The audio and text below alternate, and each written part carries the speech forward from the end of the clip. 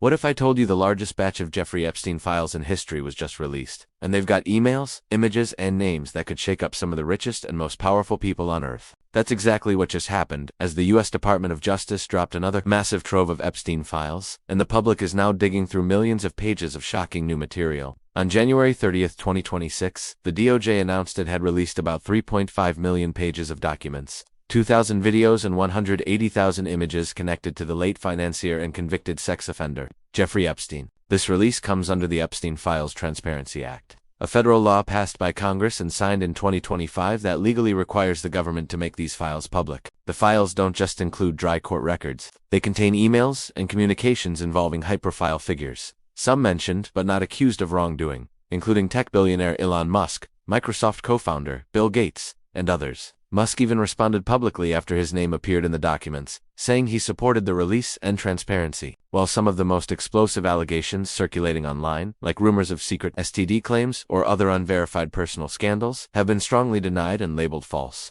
the mere existence of these files is driving massive public interest. Bill Gates' camp, for example, has called certain claims absurd and false after some of the new material was discussed online. One of the controversies around the release is how it was handled.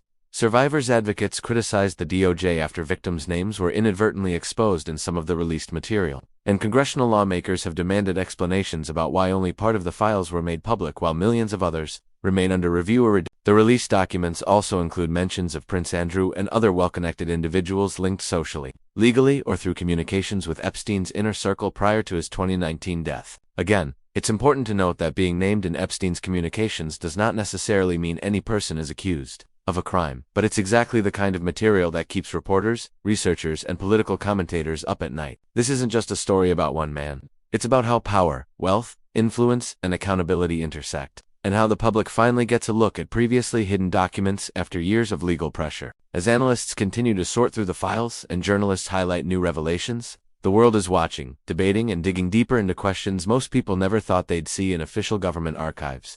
We'll continue bringing you updates as more details emerge from the Epstein files and what they might mean for the names and networks behind them.